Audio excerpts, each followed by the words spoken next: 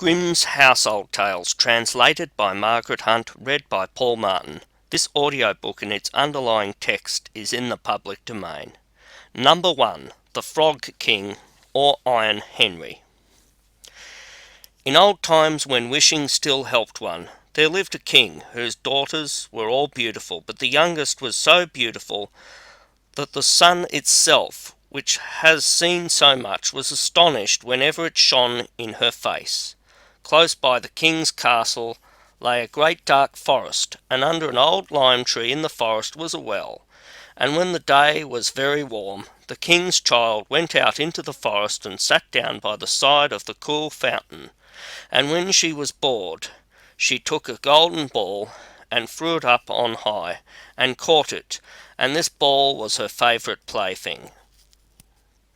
Now it so happened that on one occasion the princess's golden ball did not fall into the little hand which she was holding up for it, but on to the ground below, and rolled straight into the water. The king's daughter followed it with her eyes, but it vanished, and the well was deep, so deep that the bottom could not be seen. At this she began to cry, and cried louder and louder, and could not be comforted. And as she thus lamented, someone said to her, "What ails you, king's daughter? Your tears would melt a heart of stone." She looked round to the side, from where the voice came, and saw a frog stretching forth its thick, ugly head from the water. "Ah, old water splasher, is it you?" said she. "I'm weeping for my golden ball which has fallen into the well." "Be quiet, and do not weep," answered the frog. "I can help you, but what will you give me if I bring your plaything up again?" "Whatever you will have, dear frog," said she. "My clothes, my pearls and jewels, even the golden crown which I am wearing."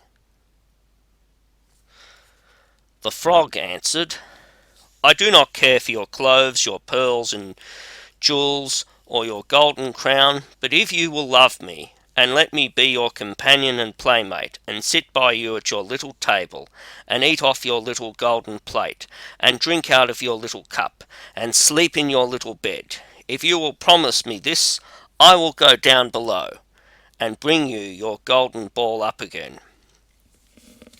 "Oh yes," said she, "I promise you all you wish, if you will but bring me my ball back again."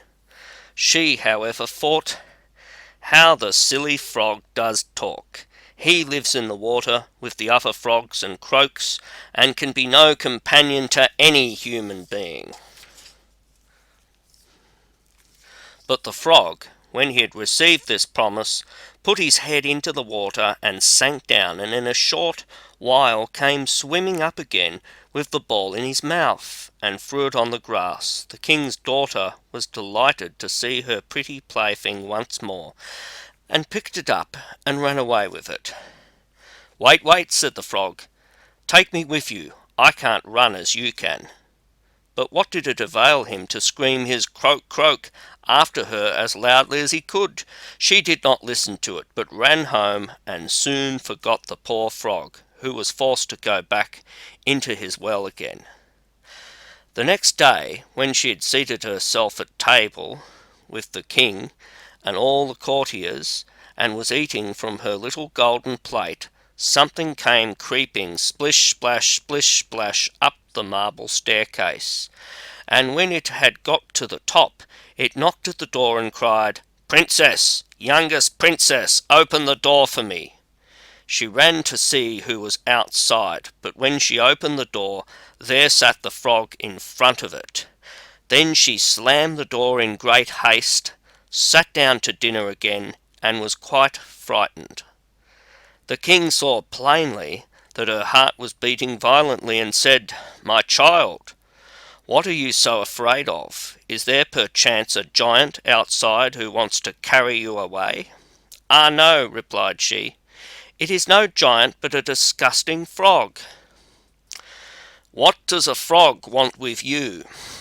"Ah, dear father, yesterday, as I was in the forest, sitting by the well, playing my golden ball fell into the water, and because I cried so, the frog brought it out again for me, and because he so insisted, I promised him he should be my companion. But I never thought he would be able to come out of his water, and now he is outside there and wants to come into me."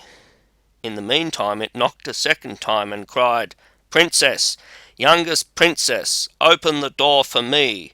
Do you not know what you said to me yesterday by the cool waters of the fountain? Princess, youngest princess, open the door for me." Then said the king, "That which you have promised, you must perform. Go and let him in." She went and opened the door, and the frog hopped in and followed her step by step to her chair. There he sat and cried, "Lift me up beside you."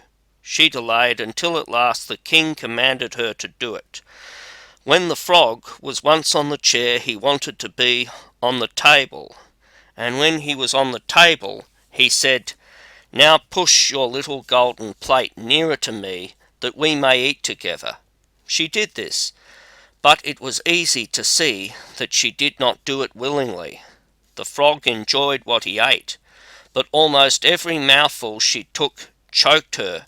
At length he said, "I have eaten and am satisfied. Now I am tired. Carry me into your little room and make your little silken bed ready, and we will both lie down and go to sleep." The king's daughter began to cry, for she was afraid of the cold frog, which she did not like to touch, and which was now to sleep in her pretty clean little bed. But the king grew angry and said, "He who helped you when you were in trouble ought not be despised by you afterwards." So she took hold of the frog with 2 fingers, carried him upstairs, and put him in a corner. But when she was in bed, he crept to her and said, "I am tired. I want to sleep as well as you. Lift me up, or I will tell your father."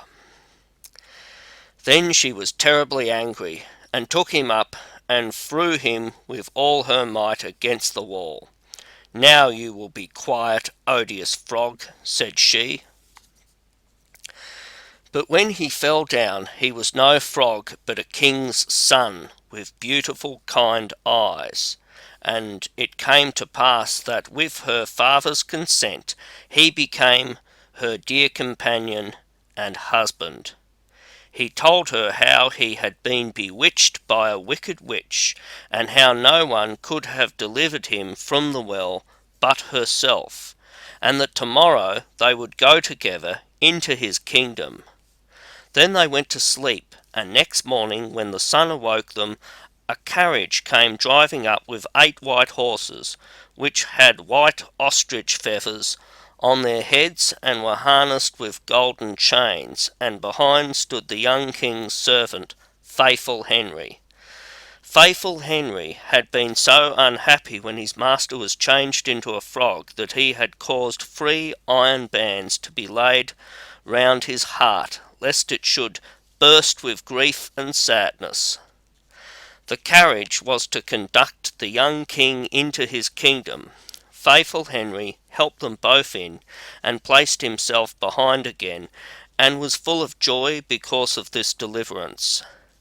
And when they had driven a part of the way, the king's son heard a cracking behind him, as if something had broken. So he turned round and cried, "Henry, the carriage is breaking." "No, master, it is not the carriage. It is a band from my heart, which was put there in my great pain when you were a frog and imprisoned in the well." Again and once again, while they were on their way, something cracked, and each time the king's son thought the carriage was breaking, but it was only the bands which were springing from the heart of Faithful Henry, because his master was set free and was happy. Grimm's Household Tales